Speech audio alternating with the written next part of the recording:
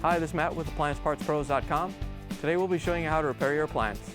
Remember, anytime you work on an appliance, make sure it's unplugged or the circuit breakers are off so there's no chance of electrocution.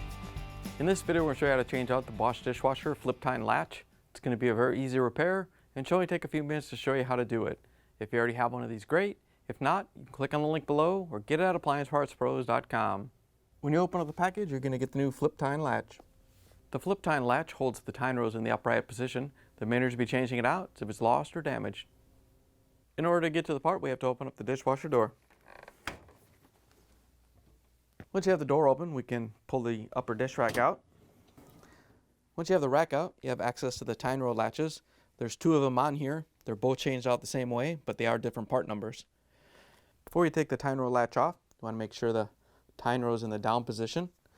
Then we can take it off the rack. All you have to do is lift up on it so it unlatches right here. Once you have it free, you can lift it out and pull it off the rack. Here's the old Flip Tine Latch next to the new one. If you already have one of these, great. If not, you can get it at AppliancePartsPros.com. To put the new Flip Tine Latch in, you want to make sure that these two latches go over the rail right here on the dish rack. So you're going to turn it around and line it up. And then you want to make sure that the flip tine is actually going up into this slot right here with the locking indents on it. And then the rack goes into the row right next to it.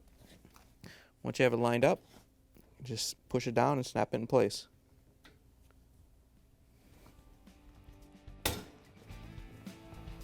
Once you have it snapped on, you can push the upper rack back in, close the dishwasher door, plug it back in, and take it for a spin.